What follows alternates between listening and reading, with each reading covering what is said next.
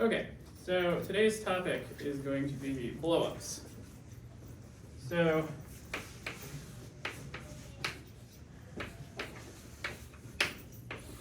and the terminology is a little bit funny.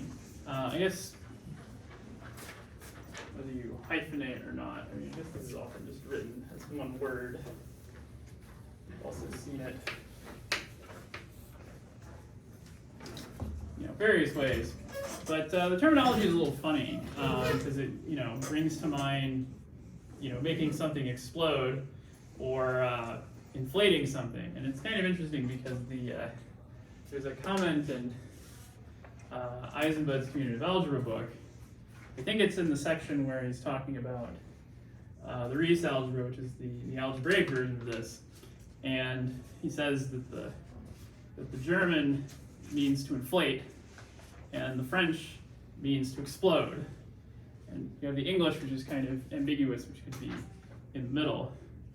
He said that when he asked a French mathematician that the reason for the terminology was to scare people. But another way I like to think of this is that it's like photography, where if you have a photograph, you can like blow up the image, scale it up, make it larger, and then details that weren't there before, or that were there but weren't visible before, now can be observed. And that's kind of how we use it in algebraic geometry. Okay, so what is the setup? Well, the setup we can do pretty generally, as we have some scheme or variety x. Let's say x is a variety, and then z inside x is a closed subscheme.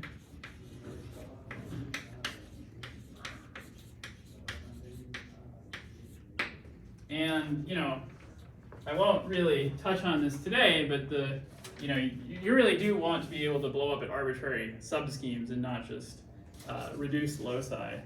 I think I'm going to suggest some examples, and one of them will be blowing up a locus which isn't reduced, to see what happens.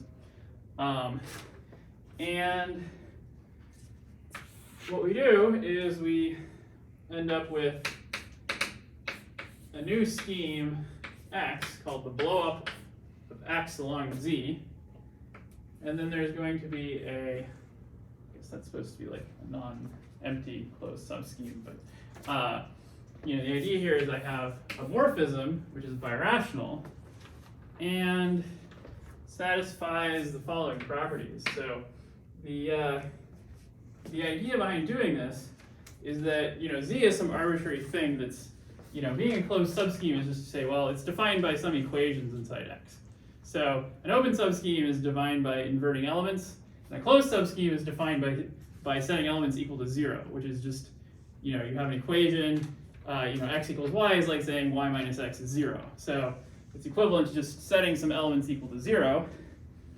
And what you want to have happen is that the easiest to describe closed subschemes are the ones where there's only one equation. And those are the Cartier divisors. So, if x is well behaved, then if you have a single equation that gives you purely codimension 1, and if x is smooth, then every codimension 1 set is just defined by one equation.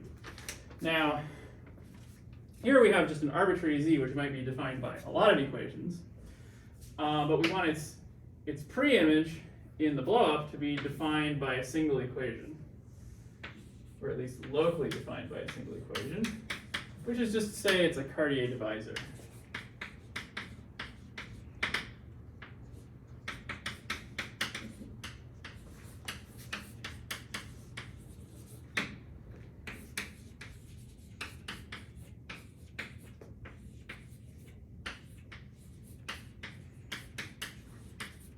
Or by the vanishing of a single element, if you prefer.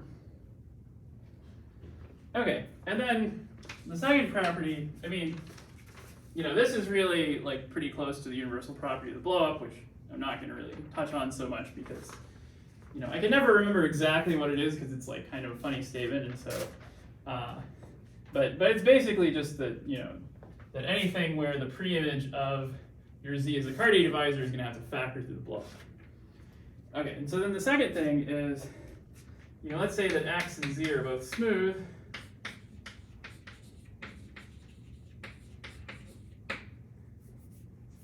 So then the idea is that z is locally defined by, codimension many equations, and those equations, you can think of them as giving you the, as cutting out, if you really zoom in on z, they're cutting out the normal bundle of z.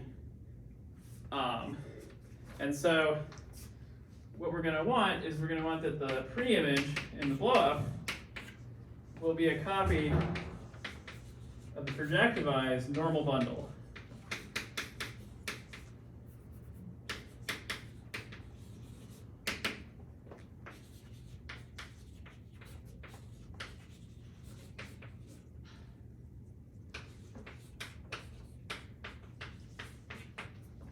Okay, so let me motivate this with an example.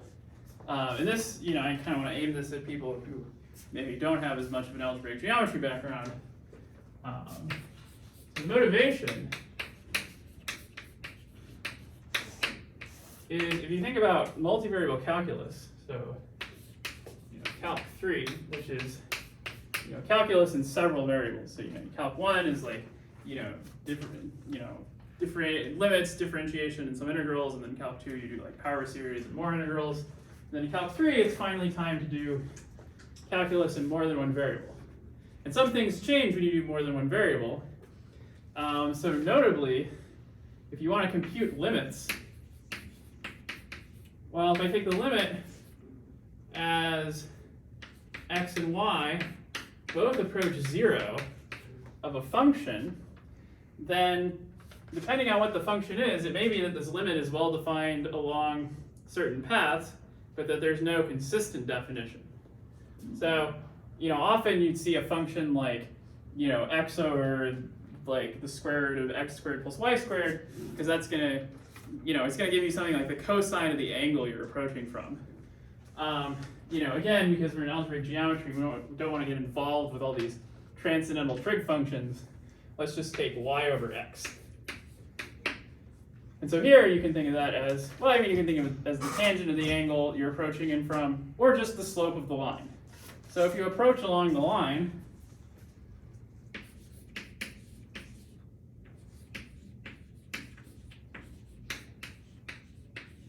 if I approach along y equals x, we get, so let's call this L, get L equals 1. And if you approach along a different line, like say y equals 2x, then you're going to get L equals 2. And of course, these are not equal to each other, regardless of the characteristics. These are not equal to each other. So in particular, this limit is not defined.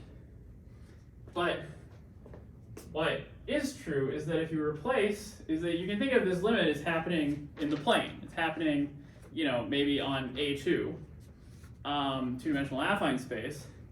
And if you blow up that affine space at the origin, it separates out all those lines to the origin and makes it so that this limit now has a good definition. Okay, so then what we're looking for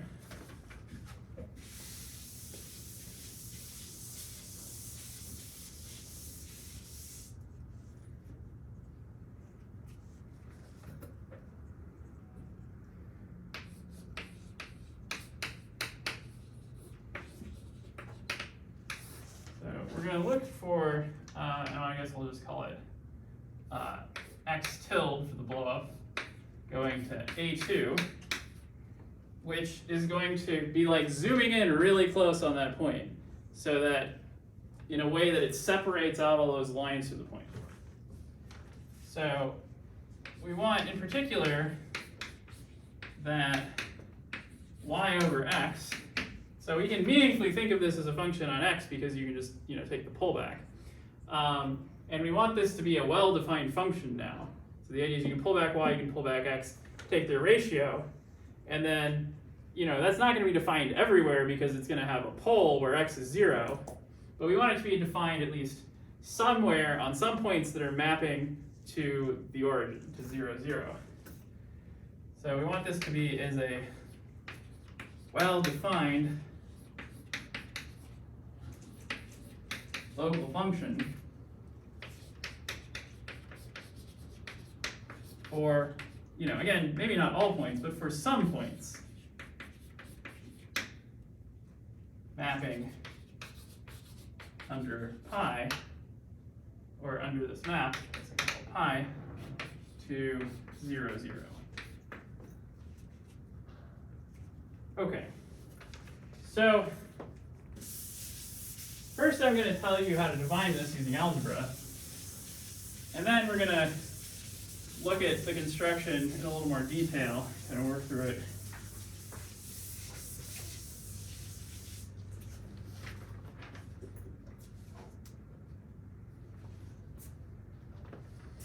Okay, so what we're going to do is we're going to take x tilde to be, and then we take this proj construction again, but the ring we're going to do this on is, let's see, we're going to call this script r sub a comma I, where this is the called the Rees algebra,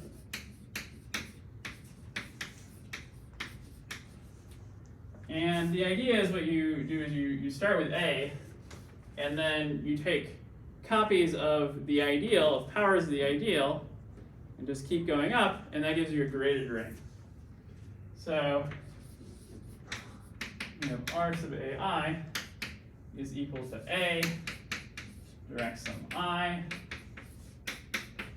squared, and then this keeps on going on forever. And so for us, the ring A is the coordinate ring of our original A2, which is the polynomial ring in two variables, two coordinate functions on A2, x and y. And then the ideal is the ideal generated by x and y. So it's going to be all of the functions that are divisible by one of x or y, but geometrically it's just all the functions that vanish at the origin. And then I squared is going to be populated by functions that vanish to order 2 at the origin. I cubed, order 3. Now I should warn you that in general, I squared is not the same as functions that vanish to order 2 along here, but if you localize enough, these agree. So, and in fact, this discrepancy between, so for that one, it's called the symbolic Rees algebra, and the difference between these will become important later, but for defining the blow-up, we're just going to stick with this one. So here we have that x tilde is going to be proj of, we have axy plus, and then we're going to have another copy of x and y in higher degree,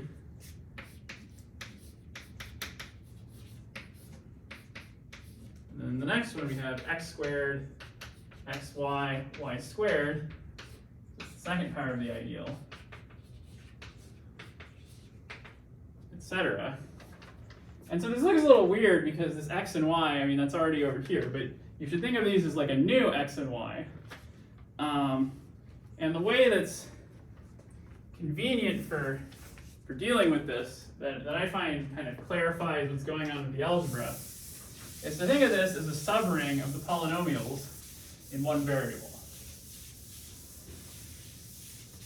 Because everything that's in here is contained in A, in the original ring. Everything in here is contained in the original ring. So you just think of this as a subring of, of n is in the natural numbers copies of the original ring. Well, the way you put a graded ring structure on that is just think of polynomials. So we can think of this as a subring of A adjoining C. Okay. And we'll see later that this, might seem artificial to start with, but in fact, it's there's some interesting kind of well, there is some geometry behind this, but that's going to be, I think, a topic for Friday. Okay, so, and the idea is that t is just kind of a dummy variable keeping track of how far along you are in this series. So our Reese algebra, now we can write it down.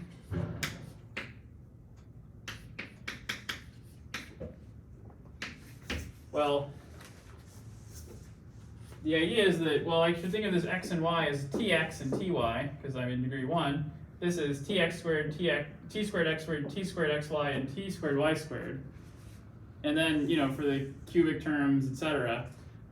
So really, this is just, I have x, y, tx, and ty. I have a bad habit of writing two kinds of x's. And now this is, you know, this is a ring that's, you know, quite straightforward to understand. I always found it a little bit confusing in Hartman's presentation of this. We have k, y, s, and t, where they satisfy that xt is equal to sy or whatever. Here it's very, very plain that there's a single quadratic relation between these elements. Namely, you multiply this one and this one, you get txy. You multiply this one and this one, you get txy. So, you know, there you can just say, oh, I just write down the generators, and then the relations are kind of automatically taken care of.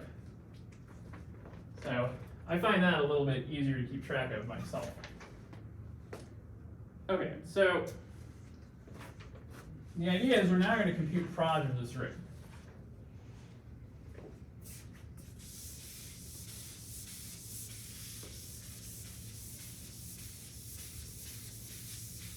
And this is a ring where it's, you know, quite straightforward to take this proj construction.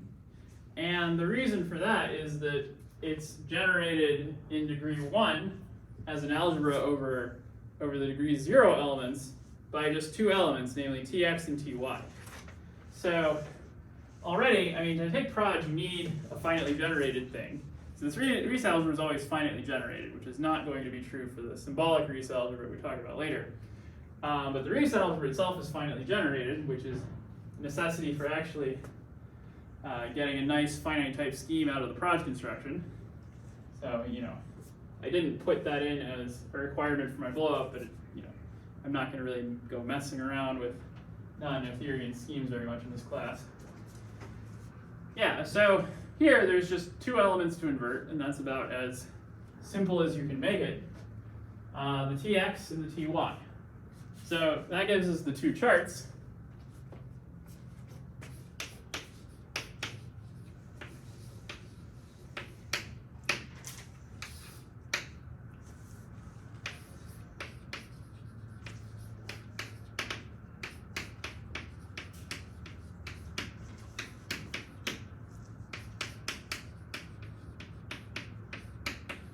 And the two charts, I mean, you know, there's a symmetry in x and y here, so they're going to look pretty similar. Okay, and so looking for elements of degree 0. Okay, so let's just write them down. Well, if I'm gonna invert tx,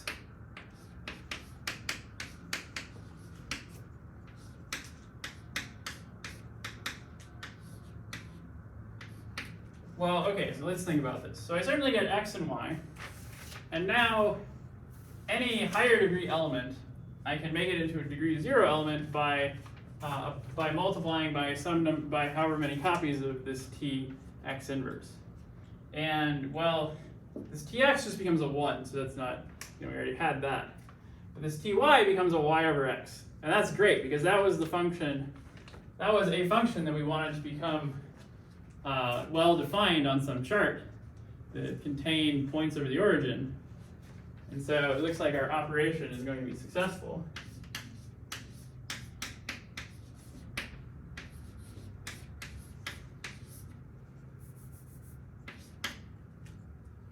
And then for the second chart, it's just the same thing, but with x and y switched.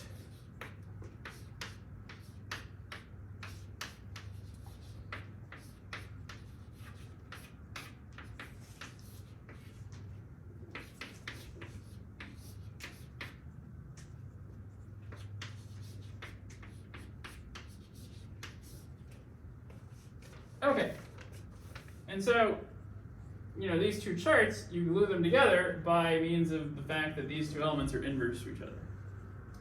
So, both of these sit inside the same global field of functions, which is, a nice thing to keep in mind when you're trying to do these gluings. And in fact, I think this is, before scheme, I think this was before schemes, there's the, this is the vague approach to algebraic geometry, which is, again, you just think of the coordinate patches as being all inside a function field.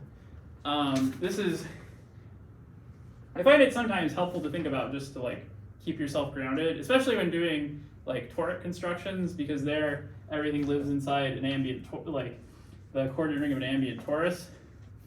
But of course, the scheme formalism is the one that got generally adopted and is, in my opinion, it was because it's a lot more flexible and powerful. So that's why it was adopted. But sometimes it's kind of good to go back and think, okay, well, how would they have thought about this in the 40s? And so here it's very kind of transparent how you glue these because, well, these are really, this x is the same as that x, and this x over y is the inverse of that one.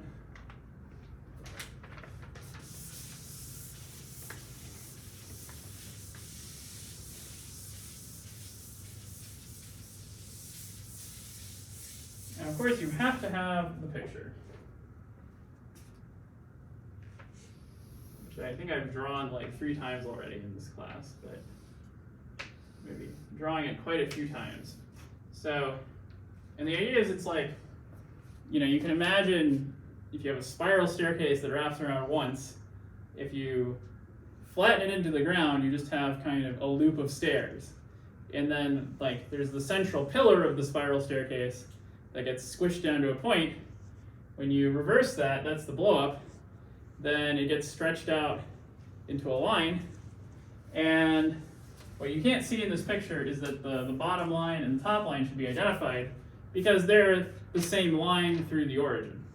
This is the line with slope 0, say, and so is this one. Then in the middle, we'd have the line with slope infinity. So you can think of it as each rung of the staircase is a different line to the origin, and they rotate around.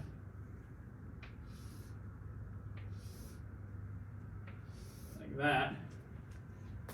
Let's see. Yeah, it almost kind of looks like a bit of the double helix, right? Which is kind of a funny thing. And this gets projected down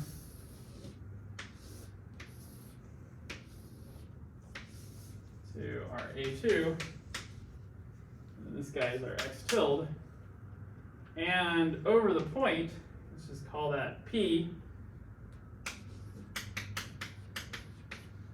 right there, I guess I could write this as V of XY, it's a little more formal way to write it, and then over that, I have, the central pillar of the staircase, is our exceptional divisor, and that's pi inverse of the point we blew up.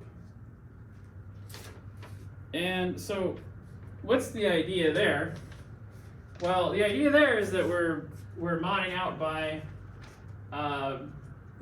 all of the functions that vanish somewhere, that vanish somehow along P.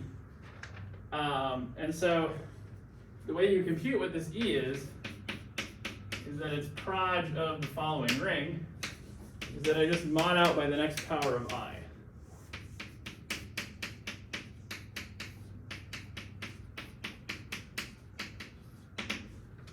Okay, so this ring has the name, the associated graded ring.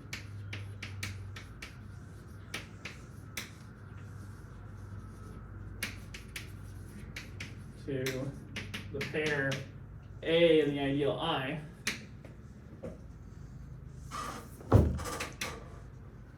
And the proj, the projectivization, like the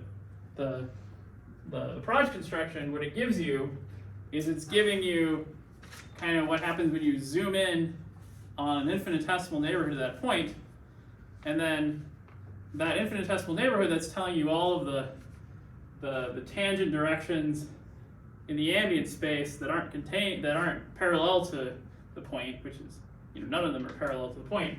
So it's telling you the normal bundle, but then projectivizing it. So it's like when you zoom in on the point, you have all these lines, and then when you projectivize, you identify points that lie along the same line. Well, that gives you the projectivization of a two-dimensional vector space, namely a P1, and that's exactly what we have right here. This E is a P1, and what we've done is we've replaced the point doing a kind of an algebraic surgery operation where we remove that point and then put back in all of the normal directions through that point. Yeah, it's kind of interesting, this is something I don't completely understand myself, but there's kind of a relationship between this operation and surgery operations in topology. So in topology, what you do a lot of the time is you want to understand like knots in three-dimensional space, or it's kind of more convenient to think about them in the three-sphere because you want to work inside a compact manifold. And then what you do is you kind of, maybe you have to pick some extra data, but you like think of your knot as being like a little bit thick, and then that gives you a torus, a solid torus embedded in your space, and then you're cutting that out and then sticking it back in, but maybe you do like a Dane twist or something, and then that's going to give you a new space. And then here, what we're kind of doing is we're kind of doing something similar, except we're not gluing the same space back in. It's going to be a slightly different one. But the idea is that this small neighborhood looks, when you remove the point, the same as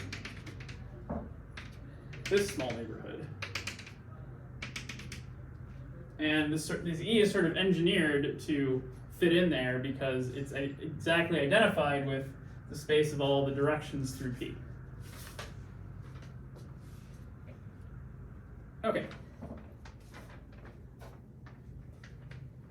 I think it's a good place to pause for questions. Yeah, so I think many of you have probably seen this, and certainly I've drawn this picture on the board many times. And if you've studied algebraic geometry, this is hopefully at least somewhat of a familiar construction. Although I think a lot of people when they study algebraic geometry, they just do this example and then they're like, oh, okay, I think I get it. And part of that is just because once the spaces start getting bigger, then the examples start getting like a bit, they start getting a bit like annoying to do by hand because over here when you compute proj, you have to you have to invert a bunch of elements, and when the base is itself not affine but is also a projective variety, then you have that proj construction too, which gives you a lot of if you want to think of this in terms of an open cover, like the open cover probably has a lot of pieces. So when you do the blow up, then becomes really inconvenient. Now, one solution to this problem is toric geometry. This is not a complete solution because there's a lot of algebraic geometry that you want to do that isn't toric or even formally locally toric. But you can get a lot of mileage out of the toric examples. So if you really want to learn this subject, birational geometry, then here's your homework assignment, which I'm not going to collect or anything, but this is just to like do a bunch more examples. So compute other blowups. And here are some suggestions.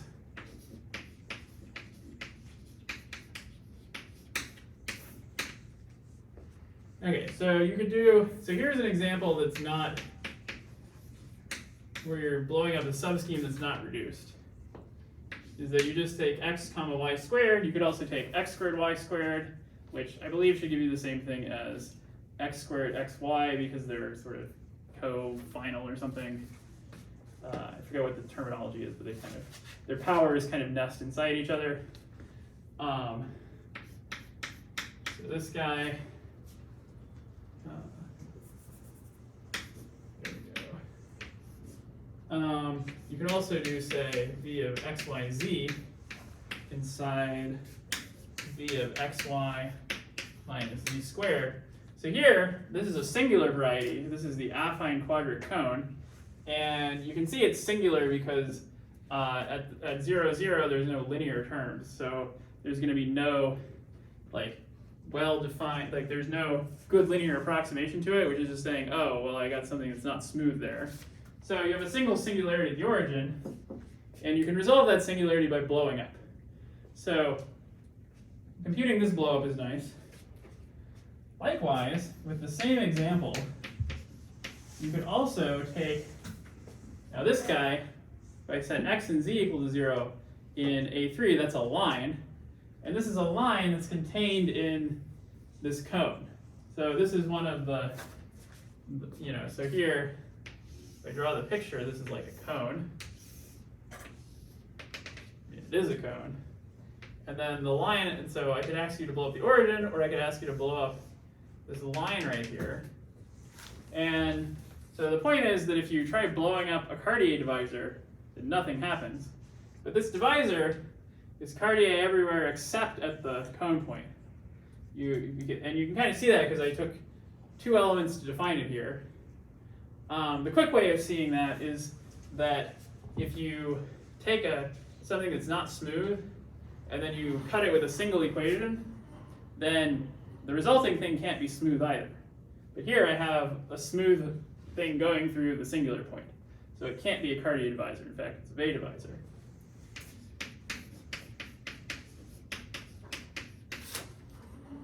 Okay. And then kind of a higher dimensional version of the same is that I can take xz inside v of xy minus zw. And so this one's kind of a funny example because this is an example of again, a Weil divisor that's not Cartier. So the idea is that this is the cone over the product of two P1s. So that has two rulings on it. And this is the cone over one of the rulings. And you can show, it's not so hard to show, that there's no power of, there's no multiple of this divisor, which is Cartier. So what we have here is a Weil divisor, which is not what's called Q Cartier. So Q Cartier just means, so the Q there means rational coefficients, and like a Weil divisor is Q Cartier if some multiple of it is Cartier. So here we have something that's kind of Weil but not Cartier in kind of a stronger way. And so you kind of want to see what comes when you blow it up.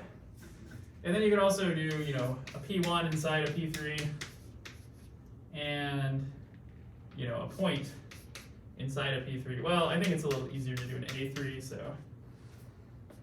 Anyway, so if you do all those, I mean, that's actually quite a lot, but I encourage you to attempt some of these. Once you're in like three-dimensional things, it gets kind of a pain to actually write down all the charts. So sometimes you can like write down one chart and be like, well, all the others look like this. The other thing is like what's really helpful is if you know some toric geometry, you can compute the blowups using toric geometry, and then that actually these have very nice like tight combinatorial descriptions, which are a lot less complicated than writing down all the charts. The charts are just kind of encoded in there.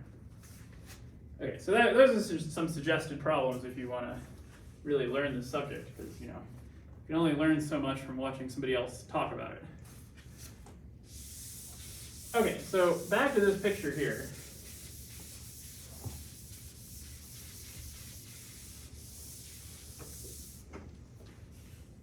So one thing I didn't mention about the proj construction last time, which is important, but I guess I just didn't mention it, is that when you do the proj construction, it gets you this, it gets you some more stuff.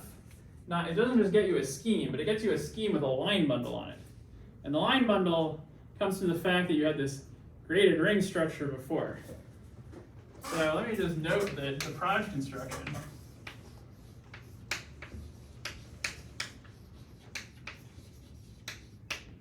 gives a line bundle. Okay, so how do we define that line bundle? Well,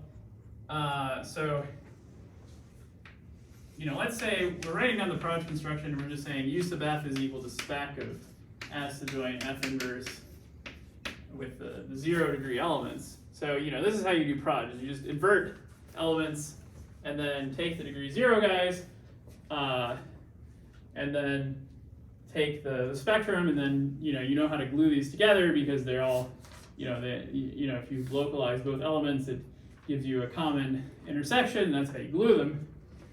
And so if I want to write down my twisting sheaf O of 1, if I restrict that to UF, well, I can specify, just by specifying the sections and everything, then that's enough data to specify the sheaf. Of course you have to check that it actually satisfies the sheaf axioms, but it does.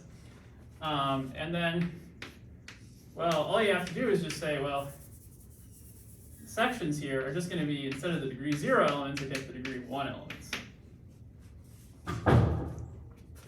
And then, the reason that this is a line bundle is that if you kind of zoom in enough, then, once you have like a degree 1 element inverted, just by picking that element, you can go back and forth between these. And the reason it's not a trivial line bundle is that that operation of multiplying by some invertible element, it's not like globally consistent, but that's exactly what it means to be a line bundle, is that you locally on each chart, sufficiently small chart, look like the functions, but then to go from one chart to another, you may have to multiply by this correction factor, and those correction factors are not globally compatible. So normally when you have things that are not globally compatible, it's a little bit funny to think about, but we have to deal with this in algebraic geometry all the time, and it's actually it's a good thing because it gives us more structure to work with. So likewise, for an arbitrary integer n, we have O of n, which is just the elements in this ring of degree, the elements of this ring in degree n, and n might be positive or negative.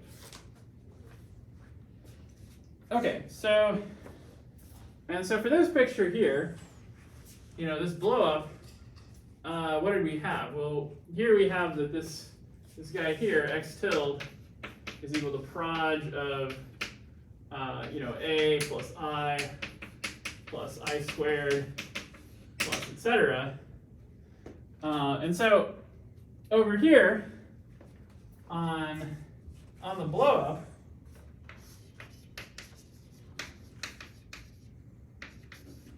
well, what does O of 1 mean? Well, it should be the degree 1 elements, right? So to get a degree 1 element, you start with an element of some arbitrary degree,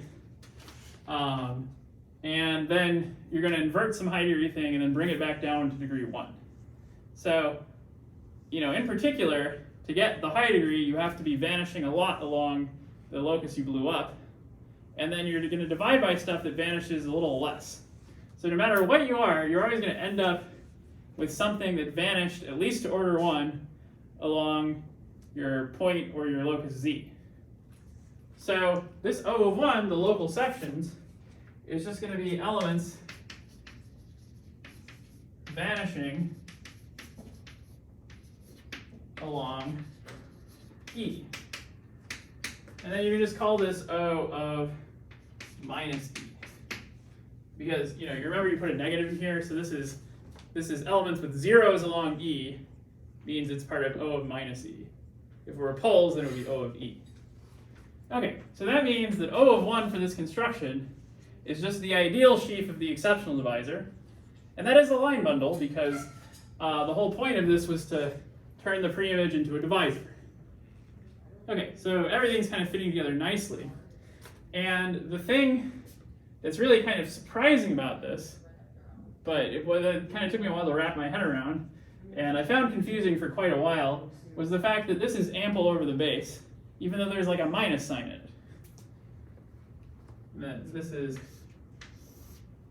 ample over the base.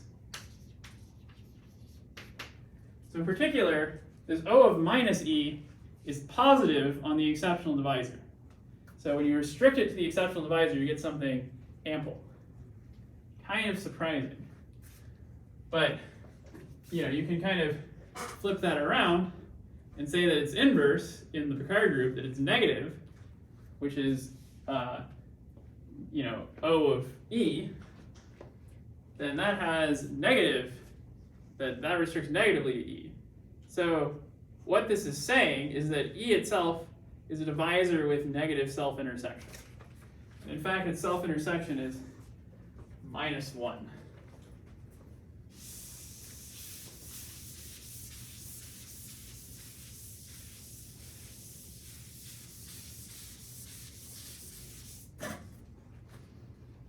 So we have O of minus E restricted to E, and here I'm just thinking of like the case where it's a P1. In general, this is going to be some, it'll be some positive divisor, but it's kind of, it's going to depend on what your things are, what this is. But it's really going to be the O of 1 from this proj here, because this is, this is how you restrict to E that previous construction. So it's really, the O of 1 associated to the projectivized normal bundle construction. So here, but for here, this case where it's just a blow up of a point in the plane, this is equal to O, if I think of my E as a P1, just O of 1. So O E of E has degree -1. And hence E intersect E is equal to -1. Okay, and so that's like a little bit weird, right? Because, this whole, when you intersect things, you kind of expect to get a positive number of points rather than a negative number when you're working in algebraic geometry. But what this shows us is that there's no way algebraically to move this curve. If you could move it, then you get a positive intersection, and so it's stuck there. But that's really, telling you that this map, you can recover the fact that it was a blowup from the fact this is a -1 curve. Now more on that a little bit later if I have time. But let's just think about this right here. So, what's going on here to make this E dot E be a -1? Well, okay, so let's just draw a picture where I have kind of a little tube around E. So now I'm going to draw, this was vertical over here, I'm going to draw it horizontally. So I have my E, and then I want to kind of say, well, let's just try nudging E. What happens? Well, if you try nudging it, then this -1 means there's a pole that appears somewhere. And then otherwise, you can just avoid it. And so this looks like the graph of 1 over Z, right? Where if Z is, your local parameter walking along E, then this is the graph of 1 over that. And, well, if you want to scale that back down so that it looks like sensible, so this is near where Z equals 0, if I want that to behave well, I can just say, well, this is proportional to, if I just multiply this by the absolute value of Z squared, then I get Z bar. And so that's like correcting this to kind of make it meet like that. But the cost is that this curve, which was supposed to be holomorphic everywhere, is now anti-holomorphic where it intersects. And going from holomorphic to anti-holomorphic is, among other things, a reverse of the orientation. So if you have a holomorphic intersection, this would be +1. Because we've taken the conjugate on one piece, now it's a -1. So this is kind of consistent with our topological definitions of what a negative intersection should be. And so Yeah, so so this is something that I think David Eisenbud showed me a long time ago, and I was like, oh, it works that way, okay. So it's always nice to see like what's happening from the perspective of another area of math to keep yourself honest. Because a lot of the time when you're doing algebraic geometry, it's kind of reasonable to be a little suspicious that like all this stuff we're doing with polynomials is really telling us what's happening with these big manifolds that have, I mean really they have a lot more functions on them if you're allowed to think about smooth things and things that aren't holomorphic or whatever, or things that are locally holomorphic but you might allow some essential singularities like way out at infinity as opposed to just poles. But it's one of the beautiful things about mathematics is that it does fit together like this.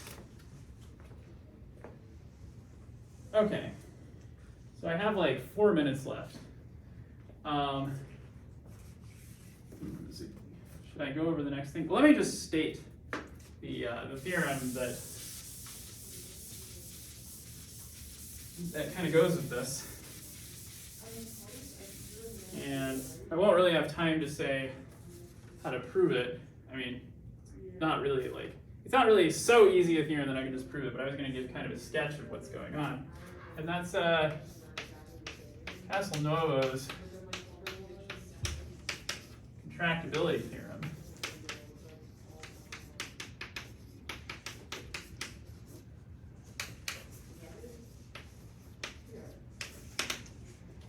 Okay, so the idea is that if you have a curve E in a smooth surface,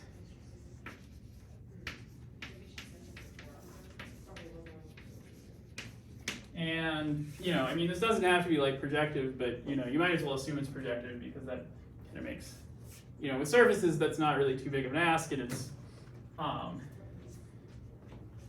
mean I think every smooth complete surface is projective anyway, so that's true, right? Yeah, so assuming projective doesn't really cost you anything. At least maybe you need characteristic 0 or something for this. Yeah, so if we have this setup with E is isomorphic to a P1 and E squared is -1. So if you have a -1 curve on a smooth surface, then there exists a birational contraction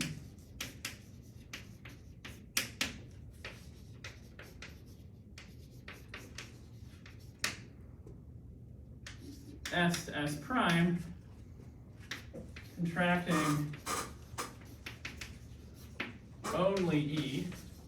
So by that I mean that the exceptional locus of this map is just E, and E gets squished to a point, and S prime is smooth. Okay, so I can't really say what I want to say about this in 2 minutes, so I'm going to save it for next time. But what I really want to talk about with this is how do you show the existence of such a contraction? Like how do you produce a map to the surface S prime? And this relates to a lot of what we're talking about, right? Because first day I said, how do you make a mapped projective space, right?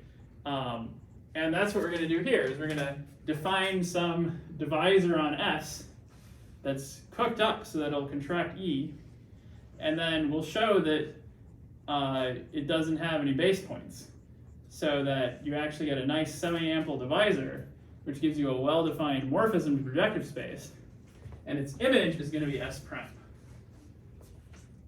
Okay, so I think I will stop here for today, and we will pick up next time with this theorem.